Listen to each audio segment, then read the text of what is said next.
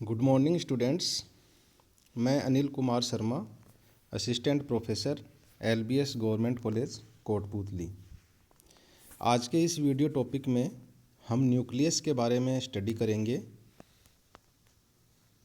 Nucleus is a membrane bound structure that contains the cell's hereditary information and control the cell's growth and reproduction. Nucleus जो है वह cell के अंदर पाया जाने वाला मेम्ब्रेन बाउंड ऑर्गेनेल्स है, जो कि सेल्स की आनुवांशिक जानकारियों के बारे में से संबंधित है। आनुवांशिक जानकारियों से संबंधित इन्फॉर्मेशन को अपने अंदर संग्रहित रखता है और सेल्स की ग्रोथ एंड रिप्रोडक्शन को कंट्रोल करता है। It is commonly the most prominent organelle in the cell. The nucleus is surrounded by a structure called the nuclear envelope. Nucleus जो है वह न्यूक्लियर मेम्ब्रेन अर्थात न्यूक्लियर एनवलप के द्वारा सराउंडेड रहता है। This membrane separates the content of the nucleus from the cytoplasm. The cell's chromosomes are also housed within the nucleus. Chromosomes contain DNA which provide the genetic information necessary for the production of other cell components and for the reproduction of life. जो nucleus की nuclear membrane है वह इसे cytoplasm से separate करती है। Nucleus के अंदर क्रोमोसोम्स पैक्ड रहते हैं। क्रोमोसोम्स DNA के द्वारा बने हुए रहते हैं, जो कि जेनेटिक इन्फॉर्मेशन को संग्रहित रखते हैं। न्यूक्लियस की डिस्कवरी के बारे में देखें तो सर्वप्रथम एंटोनी वॉन ल्यूवेनहेक ने सर्वप्रथम बर्ड्स एंड एम्फीबियंस की ब्लड सेल्स में न्यूक्लियस को देखा था, लेकिन इसकी खोज करने का श्रेय फेलिस फोंटाना को जाता है, जिन्होंने इसे ईल मछली की एपिडर्मल सेल्स में खोजा था। The Scottish botanist Robert brown ने सर्वप्रथम न्यूक्लियस को न्यूक्लियाई नाम दिया था। न्यूक्लियस की स्ट्रक्चर देखें तो इसके निम्न पार्ट होते हैं: nuclear envelope, nuclear membrane, nucleolus, chromosomes and nucleoplasm. Nuclear envelope, जिसे न्यूक्लियर मेम्ब्रेन भी कहा जाता है, it is A double layered membrane enclosing the nucleus of a eukaryotic cell. Nuclear envelope has pores that allow the passage of material into and out of the nucleus. Nuclear envelope अर्थात nuclear membrane जो है, इसके ऊपर pores अथवा nuclear छिद्र पाए जाते हैं, जिनके द्वारा मटेरियल्स का न्यूक्लियस के अंदर और न्यूक्लियस से बाहर सेल की तरफ ट्रांसपोर्ट होता है। Nuclear membrane also known as the nucleolemma और karyotheca. It is the phospholipid membranes which surrounds the genetic material, and nucleolus is in eukaryotic cells. The nuclear membrane consists of two lipid bilayers, the inner nuclear membrane and the outer nuclear membrane. Nuclear pores के बारे में देखें तो what are nuclear pores? Small polar molecules, ions and macromolecules can only move in between the nucleus and cytoplasm through channels.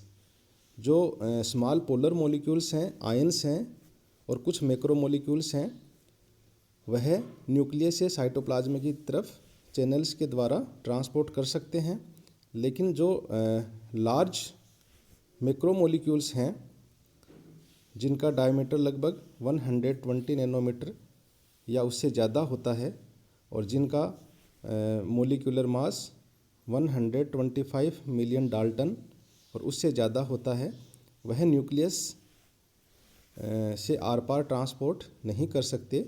इनके लिए nuclear membrane के ऊपर छिद्र पाए जाते हैं, पोर्स पाए जाते हैं, जो कि न्यूक्लियर पोर कॉम्प्लेक्स कहलाते हैं। They are composed of several proteins of 30 different types. Those specialised proteins are named as nucleoporins. जो न्यूक्लियोपोर्स जो हैं वह स्पेशल प्रोटीन्स के द्वारा निर्मित होते हैं जो कि न्यूक्लियोपोरिन्स कहलाती हैं। Requirement of nuclear transmission of a cell decide the number of nuclear pore complexes. Nuclear membranes के आर पार ट्रांसमिशन होने वाले मॉलिक्यूल्स की संख्या के आधार पर न्यूक्लियर पोर कॉम्प्लेक्सेस की संख्या का निर्धारण होता है। जो यीस्ट सेल्स हैं उनमें उनके न्यूक्लियर एनवलप पे 150 से लेकर 250 तक न्यूक्लियर पोर कॉम्प्लेक्सेस पाए जाते हैं, जबकि जीनोपस के उस साइट पर काफ़ी संख्या में millions of nuclear pore complexes are found. Nuclear pore complexes the complex consist of an assembly of 8 spokes attached to rings. अगर न्यूक्लियर पोर कॉम्प्लेक्स की स्ट्रक्चर के बारे में देखें तो यह 8 स्पोक्स की तरह एक व्हील की तरह बना हुआ रहता है, जिसमें एक रिंग से 8 स्पोक्स आपस में जुड़े हुए रहते हैं और इनसे साइटोप्लाज्मिक एंड न्यूक्लियर साइड्स में जो है वह साइटोप्लाज्मिक फिलामेंट जो हैं वो साइटोप्लाज्मिक साइट में पाए जाते हैं। The spoke ring assembly surrounds A central channel containing the central transporter. In spoke और रिंग की जो असेंबली है यह एक सेंट्रल चैनल को घेरे हुए रहती है जो कि सेंट्रल ट्रांसपोर्टर कहलाता है। Nuclear pores play an important role in physiology of eukaryotic cells by controlling the traffic of molecules between nucleus and cytoplasm. Nuclear pore complex जो हैं वह न्यूक्लियस और साइटोप्लाज्म के आर पार मॉलिक्यूल्स को ट्रांसपोर्ट में कंट्रोल करने में एक महत्वपूर्ण भूमिका निभाते हैं। RNAs that are synthesized in nucleus are carried out through the nuclear pores in order to synthesize proteins in the cytoplasm।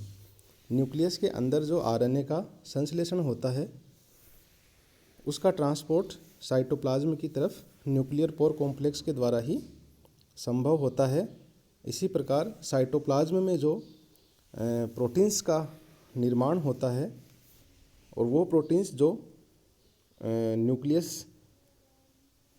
के अंदर महत्वपूर्ण भूमिका निभाती हैं उनका ट्रांसपोर्ट भी साइटोप्लाज्म से न्यूक्लियस के अंदर न्यूक्लियर पोर कॉम्प्लेक्स के द्वारा ही होता है। Nucleolus it is takes up around 25% of the volume of the nucleus. Nucleus के अंदर जो न्यूक्लियोलस पाई जाती है यह न्यूक्लियस का लगभग 25% ऑफ वॉल्यूम तक घेरती है। It is A structure made up of proteins and ribonucleic acid. Nucleolus जो है वह प्रोटीन्स और RNA के द्वारा निर्मित होती है। इसका मुख्य कार्य है कि जो राइबोसोमल RNA है उसका निर्माण करना और इसे प्रोटीन के साथ कंबाइन करना। न्यूक्लियोलस के फंक्शंस देखते हैं। It is a site for transcription, assemblage of ribosomes, यहाँ राइबोसोम का निर्माण होता है, synthesis of ribosomes and synthesis of RNA। Nucleoplasm is just like the cytoplasm found inside a cell, the nucleus contains nucleoplasm.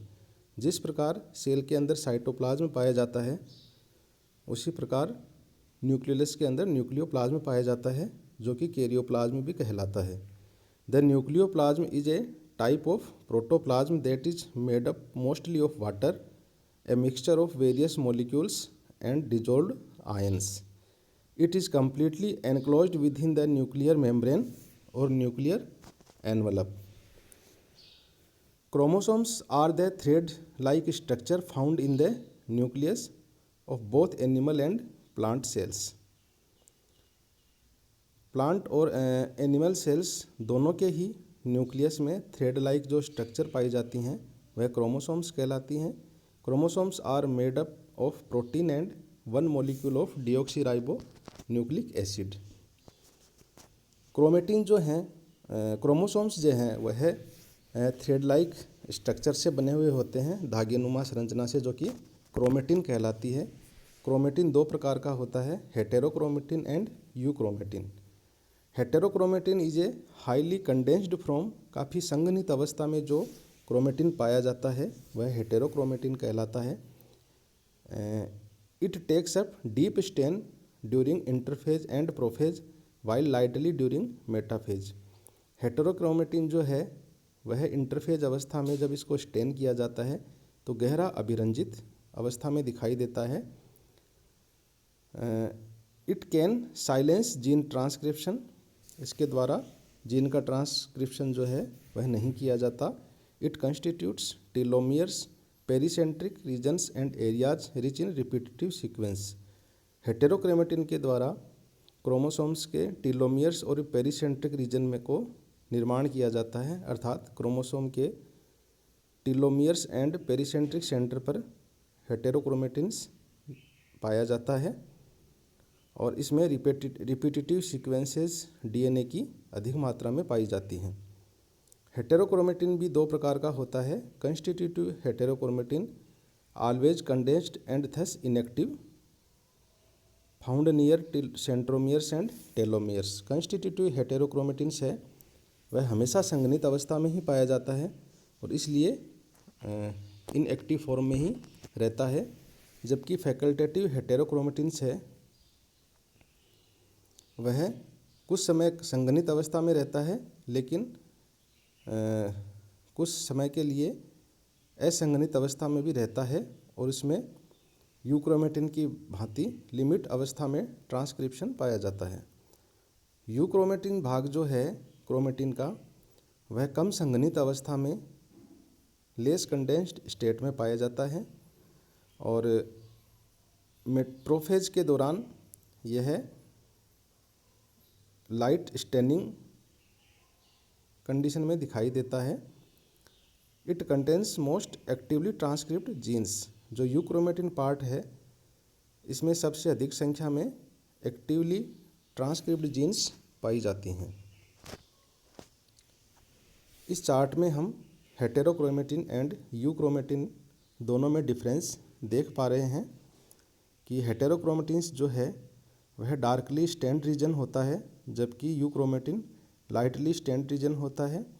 हेटेरोक्रोमेटिन्स में inactive jeans पाई जाती हैं, जबकि euchromatin part में एक्टिव जीन्स पाई जाती हैं। हेटेरोक्रोमेटिन जो है वह क्रोमोसोम के स्मॉल रीजन्स को कवर करता है, जबकि क्रोमोसोम्स का ज़्यादातर पार्ट जो है वह यूक्रोमेटिन के द्वारा निर्मित होता है। हेटेरोक्रोमेटिन्स जो है वह मोस्टली क्रोमोसोम्स में सेंट्रोमियर और टीलोमियर वाले पार्ट पे पाया जाता है, जबकि यूक्रोमेटिन्स क्रोमोसोम के मिडल पार्ट पे पाया जाता है। हेटेरोक्रोमेटिन्स जो है वह नॉन एक्टिव पार्ट होता है जो कि ट्रांसक्रिप्शन में भाग नहीं लेता, जबकि यूक्रोमेटिन्स ट्रांसक्रिप्शन में एक्टिवली पार्टिसिपेट करता है। Okay, thank you.